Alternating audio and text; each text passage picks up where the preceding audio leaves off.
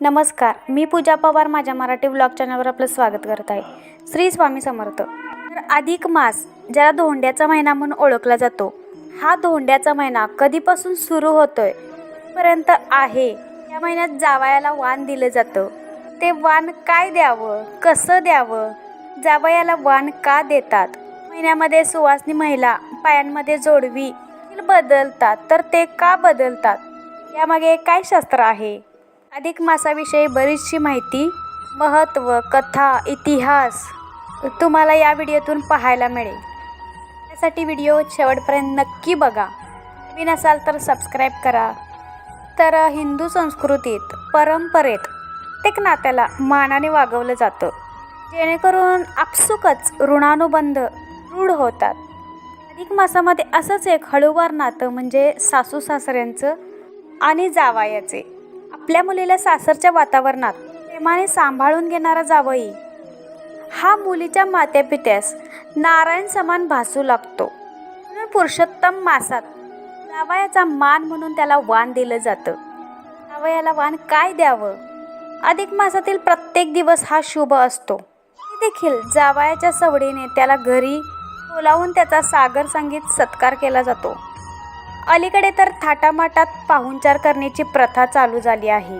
जावयाला वाण काय देतात तर चांदीचे तामण, चांदीचे निरांजन, चांदीचा पेला, चांदीची गणेश मूर्ती किंवा एखादी लक्ष्मी मूर्ती, अशा अनेक वस्तू भेट म्हणून दिल्या जातात. त्यात हा सगळा स्वइच्छेचा, हौसेचा भाग असतो. हौसेला मोल नसतं, परंतु शास्त्रानुसार 33 अनारसे किंवा म्हैसूर पाक हे वाण देण्याची पद्धत आहे. जोडवी बदलण्याचा मुहूर्त या अधिक मासामध्ये असतो. जोडवी बदलण्यास निमित्त मिळते, त्यामुळं जोडवी हे सौभाग्य लेणं म्हणून यात घातलं जातं. जोडव्यांमध्ये अनेक सुंदर नक्षीदार प्रकार बघायला मिळतात. दर 3 वर्षांनी अधिक मासाची आठवण म्हणून नवीन जोडवी घेतली जातात. मंगळसूत्रानंतर जो दागिना चढतो ती म्हणजे पायातील जोडवी. पायातली जोडवी हा सौभाग्य अलंकार असला तरी आजची फॅशन तितकीच लोकप्रिय आहे. स्त्रियांप्रमाणेच त्याच्या आधुनिक युगातील मुली देखील जोडवी घालतात. त्यांना ते खूप आवडतं.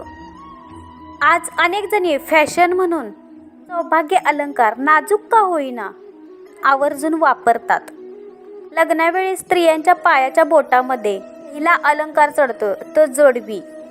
अधिक मासमध्ये ही जोडवी बदलली जातात. पायाच्या जोडवी घातली जातात, कारण पायाच्या अंगठ्या शेजारच्या बोटामध्ये ही नस असते. तिचा संबंध महिलेच्या गर्भाशयाशी असतो. त्यामुळे गर्भाशय नियंत्रित करतं आणि रक्तदाब देखील संतुलित ठेवतं. त्याचप्रमाणे जोडवी घातल्याने महिलांना अनेक फायदे होतात. जोडवी ही चांदी धातूची असतात आणि चांदी हा धातू ऊर्जावाहक आहे. त्यामुळे जमिनीला टेकलेले असल्यामुळे जमिनीची ऊर्जा शरीरात प्रवेश करते. त्यामुळे दोन्ही पायातील जोडवी ही शरीरातील ऊर्जा समतोल राखण्यास मदत करतात. तसेच शरीरातील प्रजनन क्षमता सुद्धा चांगली राहते.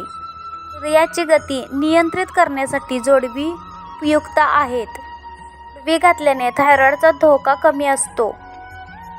जोडवी घातल्याने सर्व शरीरातील नस आणि मांसपेशी या व्यवस्थित काम करतात.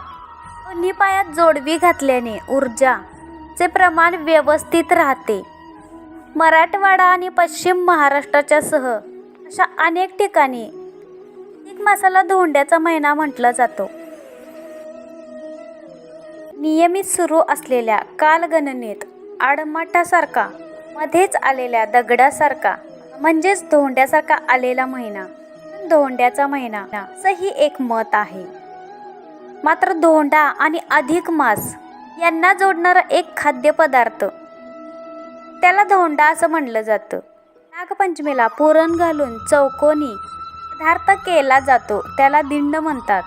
तोच पदार्थ मराठवाड्यात गोल लाडवासारखा किंवा धोंड्यासारखा करून उकडवला जातो, त्याला धोंड्याचा नैवेद्य असंही म्हणतात. जेवताने जावयाला आग्रहाने हे धोंडे खाऊ घातले जातात. त्याच्या रूपाने नारायणाने धोंड्याचा नैवेद्य स्वीकार केला आहे असं समजतात. जावई हा जिव्हाळ्याचा आधाराचा धागा हा खूप पूर्वीपासून जपण्यात आला आहे. प्रत्येक नाते शब्दातून सांगण्यापेक्षा प्रतीकातून, उत्सवातून, माध्यमातून अविष्कारित करण्याची सवय आपल्या हिंदू संस्कृतीने लावली आहे. काळ बदलला तशी उत्सवाचीही पद्धत बदलली, वाण देण्याच्या वस्तूही बदलल्या.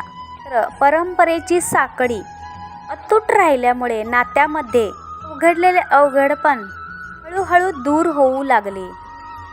2023 मध्ये 18 जुलैपासून सुरू होईल तर 16 ऑगस्ट 2023 पर्यंत असेल. या महिन्याला भगवान विष्णूंच्या भक्तीचा महिना म्हटलं जातं. हा महिना श्रावण महिना सुरू होणार असल्यामुळे महादेवाची अधिक भक्ती करण्यासाठी वेळ मिळणार आहे. तर अधिक महिन्यामध्ये कोणत्या चुका करू नयेत, तर लग्न अधिक मासात करू नये. लग्न करणं अशुभ मानलं जातं. या काळात लग्न केल्यास भौतिक सुख मिळणार नाही किंवा शारीरिक सुखही मिळणार नाही. ती पत्नीमध्ये भांडणे होतील. तर नव्या दुकानाचे काम, नवीन व्यवसायही अधिक महिन्यात सुरू करू नये. अधिक मासात सुरू केल्यास तुम्हाला अनेक आर्थिक अडचणी येतील. त्याचबरोबर नव्या इमारतीचे बांधकामही करू नये. जर तुम्ही त्या काळात बांधकाम करायला काढला तर सुखशांती लाभणार नाही. म्हणूनच कुठलंही मंगल कार्य अधिक मासात करू नये. नात्यातील गोडवाही कमी होतो. या वर्षीच्या अधिक मासात व्रत आणि सणांच्या तारखांमध्येही बदल होणार आहे. तर यावर्षी श्रावणात 4 नाही तर 8 श्रावण सोमवार असतील आणि चातुर्मास 5 महिन्यांचा असेल. याआधी असा योगायोग 2004 मध्ये घडल्याचं सांगितलं जातं. 19 वर्षानंतर 2023 मध्ये असा दुर्मिळ योगायोग घडत आहे. मासामुळे उपवास आणि सणांच्या तारखांमध्ये देखील बदल झालेला आहे. अधिक मासाची जन्मकथा अशी आहे की एकदा महातपस्वी भगवान नारायण लोक कल्याणासाठी तपश्चर्या करीत बसले असताना नारद मुनींची स्वारी तिथे आली. त्यांच्या येण्याचे कारण विचारता नारद मुनी म्हणाले, हे तपस्वी श्रेष्ठा, दरवर्षी फक्त 12च महिने असतात. मग दर 3 वर्षांनी हा 13वा महिना कसा येतो ते कृपा करून मला सांगावे. तेव्हा नारायण म्हणाले, मुनिवर्य, विश्वाचे कल्याण अकल्याण हे सत्कर्माच्या आणि दुष्कर्माच्या परिणामावर अवलंबून असतं. आजकाल दुष्कृत्याचेच परिणाम वाढल्यामुळे ते पाप आपल्याला सहन होत नाही अशी 12 महिन्यांची केव्हापासून तक्रार होती. त्या पापाचे जड ओझे 12 महिने त्यांच्या पोटात मावेनासे झाले. त्यामुळे त्या 12ही महिन्यांनी आपापल्या पोटातील पापाचा फक्त 3राच हिस्सा बाहेर काढून टाकला. आपला पापभार तेवढाच कमी केला. परंतु 12ही महिन्यांनी काढून टाकलेल्या त्या पाप भागापासून 13वा महिना जे अधिक मास उत्पन्न झाला तो पापमय असल्यामुळे त्याला मनमास किंवा मलिन मास असंही म्हटलं जातं. पुढे श्री विष्णू आणि पुरुषोत्तम श्रीकृष्णाच्या आशीर्वादाने तो मलमास पवित्र पुरुषोत्तम मास म्हणून ओळखला जातो. ती अधिक मास महिन्याबद्दलची थोडी माहिती. अधिक मास म्हणजेच धोंडा महिना.